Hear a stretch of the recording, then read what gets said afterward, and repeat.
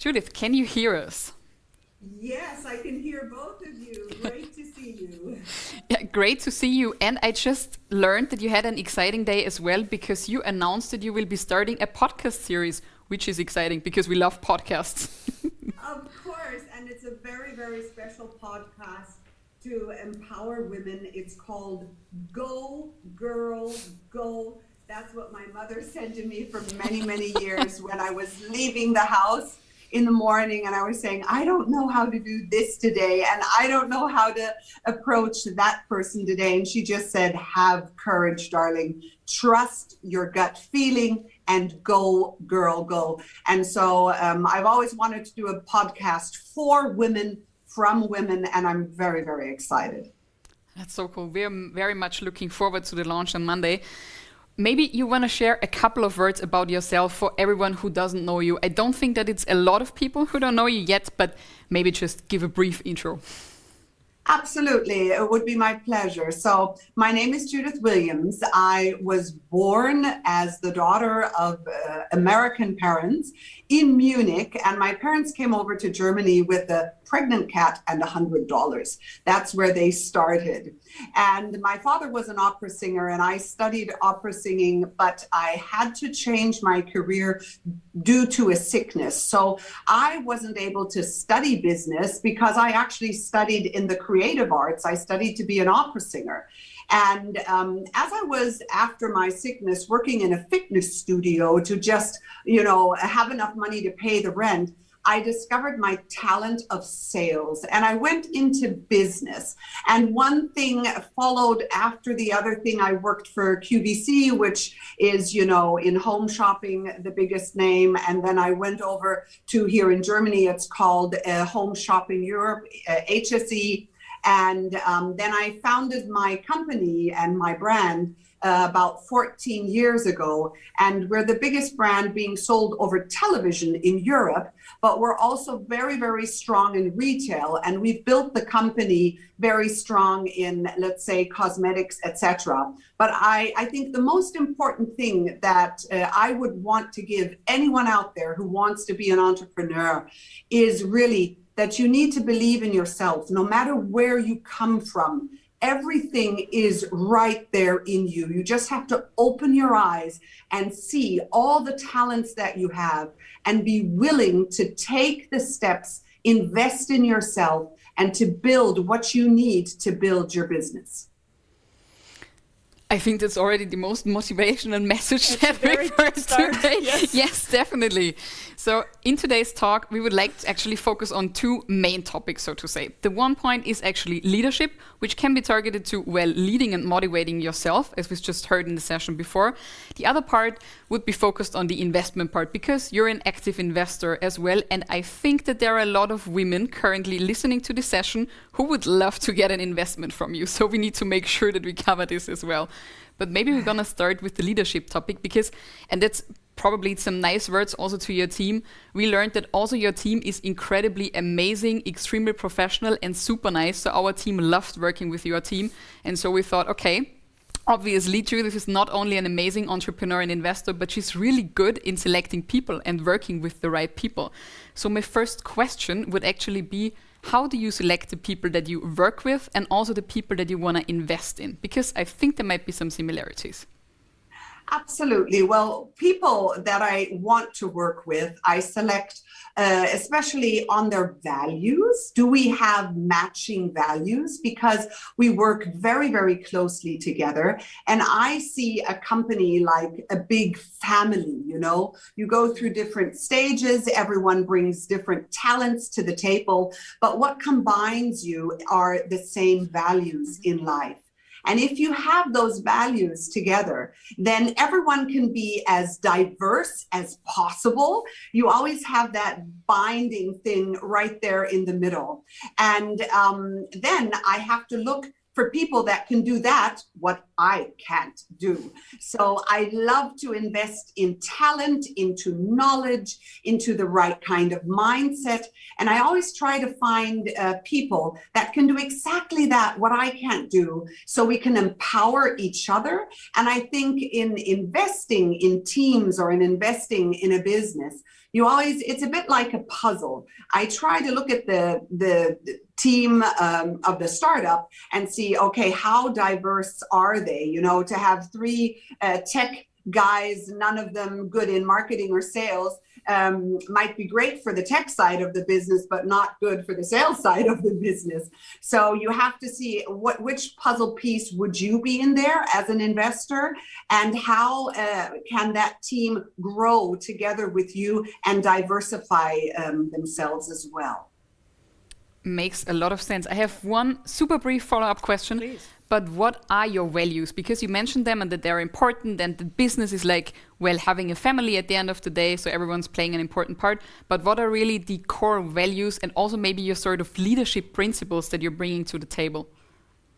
Well, values for me, they're the same in business that I have also in my personal life, is being a truthful and honest and upright person, finding your own calling, trying to be, you know, play a major role in the life of others, using your work and your talents to make this world a better place. You know, you can earn all the money you want to have in your life, but can be a very, very unhappy person. That doesn't mean that you don't want to become rich, so don't be misunderstood. There's a lot in working hard, achieving something, but it should have, for me at least, a higher purpose. So we are in cosmetics, and we don't see, you know, cosmetics and nutrition and all of those things just as a, well, beauty factor of looking young and all of that.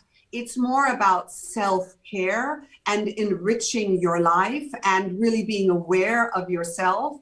So all those core values that belong to that, you know, being an upright person and empowering others. That's what my company is about, and that's what my life is about. And that really brings me the biggest joy in life, is enriching each other's and doing that together. Wonderful. It's really interesting, and basically also connecting to that, these leadership principles and values that you mentioned. What was the biggest lesson learned, also working with people, choosing people in the past years, that you can look back at as an entrepreneur? Well, in choosing people, I would say I made the mistake, and it's good to talk about mistakes because that's where you learn the most, where you grow the most. I made the mistake of thinking that I can change people, taking people on board, knowing it's not a perfect fit, but we can make them fit. If there is not, you know, the same kind of emotion flowing back and forth, you cannot turn heads. People change themselves. You do not change them. That's the one thing that I really learned. And then learning from my own growth in business that you shouldn't sell yourself under value. And it's easy to say that, but how do you actually do that? And I think it has a lot to do with your self-awareness. If you are aware of who you are, what you can do, the big plus that you can bring to a company, or you know, of all your talents, of what, you know, what you can mean in a company, then it's a different kind of conversation. You really show that, you shine. And you need to shine so that you can be seen, especially women. We tend to step back a bit and play the good girl role, which is great and all fine. You shouldn't be loud or aggressive or too pushy, but you need to, you know, stand there like a tree and show them, here I am. And that's the kind of energy you have to bring out. And for me, as I did that transformation, I came into a room and I was right there, and everyone knew I am not going to go get the coffee for everyone else. Even though I'm a very polite person, I have no problem in getting coffee for anyone. But that was not my role in that meeting or at that day. And you have to know, which role am I playing today? And always do it with kindness. The communication must be powerful, but kind. That is another very great lesson. I completely agree. And I'm wondering, as we're now sort of moving towards this investment conversation, so is this one of the reasons that women receive less funding than all male teams and than male founders? Because that's a fact, obviously, more than 90% of VC money in Europe going to all male teams. And I'm wondering, are women just too nice? Don't they ask for the big money? Don't they think big? I don't want to call it problem because I hate the word problem, but what can we do about that? Let's frame it this way. That's a wonderful question, and we have to be allowed to talk about this. It is so important. Number one, I think our culture, I wouldn't even say it's the women's fault, because that again is sort of like, okay, something's wrong with the women, they can't get it. And that's the wrong approach. Our culture, if you think of power and woman, do those two words even fit together? A powerful woman, well, at least in the German language, I must say, is almost something that you have to be careful of because you don't know how she got there, there might be some magic witchcraft or something. I'm over exaggerating, of course, but by that, I'm trying to show the emotionality that is behind it. And I think our culture has to be so much more open in the fact of what a woman can be. We are minimized down to being a mother, and I'm a mother of two beautiful girls that I love more than my own life, I must say. But it's not the only thing that I do in life, even though that is, I would say, my greatest calling. But I have a lot of other things that I love.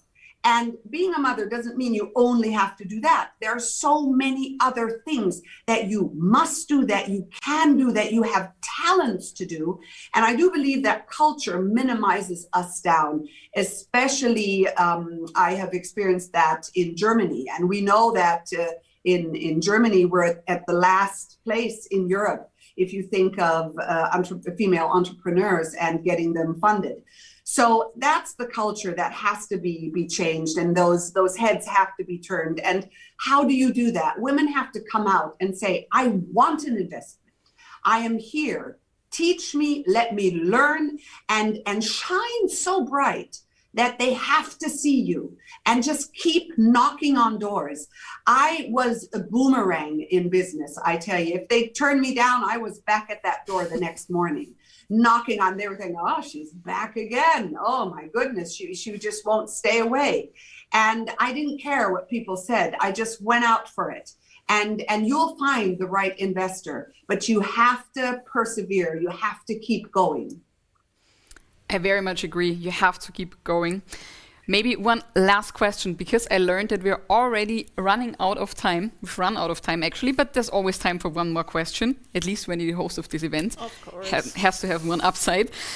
So why do you think should companies work with you, and why are you a good investor in a company? So now we're sort of doing a reverse pitch, because I think that's always fun to do. Usually it's the startups pitching, but this time it's the amazing investor pitching to the startups.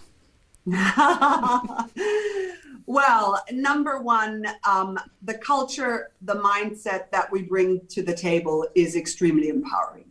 It's inspiring. It's, well, a bit like a family network that we bring up with you, and we stand next to you when it goes up and when it goes down. And when it goes down, we find a way that we get it back going up, because, being an entrepreneur goes like this all the time.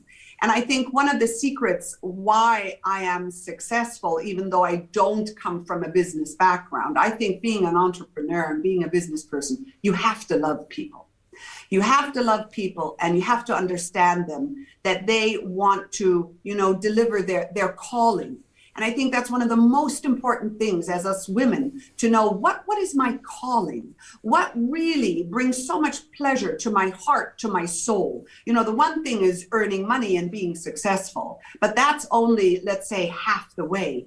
The real richness in life is living a fulfilled life. And it's crucial to really understand, what is my calling? What is my talent? Where do I have my greatest joy? And I think I have a talent in that, in helping people to find their calling and to being able to, build and invest in themselves so that the company can profit, And everyone profits. If it's that situation, everyone profits from that as well. On the other hand, of course, there are facts in sales and marketing. We're extremely strong. We know how to sell digitally. We know how to sell retail. We have all the connections in the market, and we have the patience to grow your brand very cleverly. I'm not a fan of taking a brand and just pouring it out all over retail. Very often that does more harm, but to build a strategic plan and to say what at which time, because startups are fragile. They can break and they can crumble up. So you have to let them build their musculature so that you now know we're strong enough now. What are we going to do now? And that needs to have a very good plan. Well, I think that was an amazing pitch. I assume that you're going to receive a lot of pitch decks and a lot of requests to become an investor in these amazing companies. Judith, we're unfortunately really out of time. It was such a huge pleasure. I mean, you're one of the most amazing, inspiring, and empowering women we've ever had the pleasure to have at an event like this. We hope to see you at upcoming events as well. Thank you so much for making the time on Thursday night. Oh, it was my greatest pleasure. And just one more thing to all women out there that are, holding on, trying to believe in themselves. Don't care what other people think. Trust your heart, trust your gut feeling. Stay honest, walk straight with your head up high, and just know that all of us other women that are pushing forward, we are right behind you. And we need to empower each other, and you both are doing that so well, and a compliment to your organization. And girls, I'll see you out there. Go, girl, go. Thank you so much, Judith. Sending so much love from Vienna. Hope to see you soon in person. Bye-bye. Enjoy your evening. Much love to everyone. Bye-bye. Bye.